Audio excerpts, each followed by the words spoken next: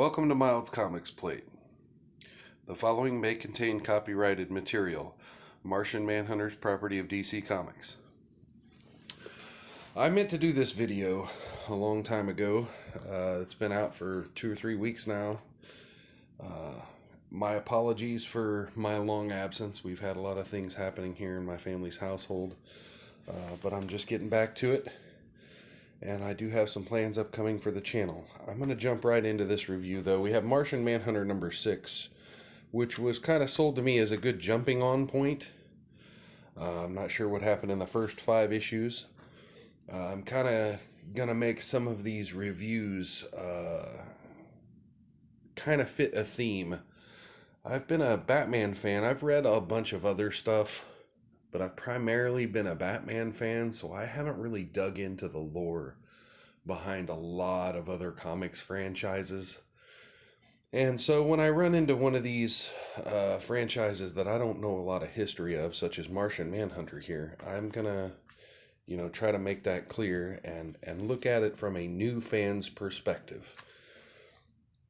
And so to dig right in, the first panel is John Jones talking to his partner Diane, and then it kind of jumps right into flashback mode. And so most of this comic takes place when John was still on Mars and connected to the hive mind, so to speak. And again, I don't know much about the lore behind the hive mind, but it plays a big role in this comic. And so it starts out, we have John and his wife, Mariah, kind of doing some sort of mating ritual, and then out pops a baby Martian. So, we get to see Martian childbirth in action here just a couple pages into the comic. She's beautiful. Look at our perfect little flowerette. And then it jumps forward to the destruction of the planet. And what's going on is a lot of Martians are melting due to some sort of connection with the hive mind. They're wondering where John is. And John's like, it's not safe right now to use unvoiced words right now, Kim. John, you and Kim are all that really matters now, Mariah. Both of you fold into your hermitage. Do not reconnect to the thought stream. We'll be safe. Don't look at me like that, Mariah. I need you to trust me. And so he sees that, these other people are melting because of some sort of effect on the hive mind. Again, I have not read a single Martian Manhunter comic before now. I've seen some movies, TV shows, cartoons, etc. I know that John has always been kind of had a guilty feeling about something that happened on Mars, but I've never really even explored his backstory. So this is kind of interesting to me to see this. It is sort of an origin story. And so, he's telling, I don't know what the hermitage is, but I'm assuming it has something to do with your own conscious rather than, like a pocket conscious within yourself as opposed to the hive mind here. That's all I can assume. Maybe you all who know a little bit more about Martian Manhunter lore can correct me down in the comments.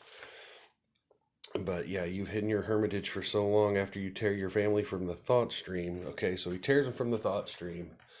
And he's trying to make an escape from Mars. And to do that, he needs some sort of spaceship or jump ship. It's revealed that he's been working with these kind of criminal elements, gangster types, the whole time. Kind of betraying his Manhunter status to obtain these escape ships. To me, it's kind of interesting. It's unsure how much he knows about what's going on to the planet from this one comic book, but I'm definitely going to try to peek into the first 5 issues when they come out in a trade paperback. But his wife and daughter's freaking out, and he's like, "Don't look at them. I'll figure something out."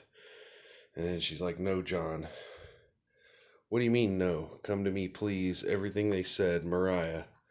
This is what you hid from us. They knew you well. This is what you kept in your hermitage, isn't it? And so, yes, he's been keeping from the hive mind that he's been working with these criminals and that he planned on leaving the planet, which is forbidden. And he's like, I just wanted to protect you, both of you. Are you lying now, John? And they start melting. He's like, no, how? I'm sorry, Dada. I was so scared when the ship blew up I didn't know what to do. No, Kim, I told you not to. She's a child. She went into the thought stream desperate for something that felt safe, and I went in to get her. No. So now his wife and daughter are melting due to whatever's going on with the rest of Mars. Keep looking at me, just. And then they're gone. And so, now you see the guilt on him. I'm assuming they show him escaping in one of the other issues, and then this book just kind of ends with him, back on our world talking to Diane.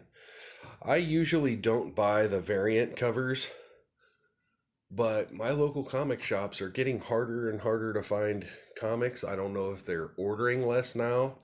That's actually going to be the subject of one of my upcoming videos. I give this comic, this is let me take it off for the copyright gods here for a second while I talk to you. This comic was actually pretty interesting. I've been kind of a fan of Steve Orlando's writing, and he's, from what I've read of other people's reviews of the first few issues of this, it's actually been pretty well received. I give this a move. I say, 6 out of 10, 7 out of 10. That may bump when I've read a little bit more about Martian Manhunter, since I'm a new comics fan. So I say go ahead and dig into Martian Manhunter a little bit. This was a fun issue. This definitely explored some of some of the history and interplay between him and his race that, I haven't been exposed to watching Justice League cartoons and reading the Crisis stuff. So as a Batman fan, I'm not really a huge fan of cosmic stuff. I'm not really a huge fan of overpowered heroes. But this made some sense. This had some nice drama and dialogue and interplay. But yeah, as I was saying, the variant cover, pretty interesting cover. I don't even know what the original cover looks like, but because my comic shop didn't have any. And like I said, that comic's a couple weeks old. I have plans. The next video in this series will hopefully be Vampirella #1 that's coming out this week, written by Christopher Priest. Again, I have no knowledge, no expertise on any of the history of Vampirella. And of course, I'm getting a text while I'm doing a video. However, my next video overall should be coming out in the next few days, and it's going to be on the Jeff Loeb Long Halloween Batman trilogy. That's, of course, going to be part of my Batman 404, my 404 Batman Not Found series of looking at Batman's history and different takes on Batman. Please stay tuned for that. And like I said, keep an eye out for that Vampirella #1 and a continuation of my Batman fan reviews, other comic books he knew nothing about type of series. And you know what? If you want to leave me suggestions for a title for this series, leave it in the comments. Like, subscribe, please share my channel, and let me know if there's something you'd like me to cover or do differently, and I will see you next time. Thank you.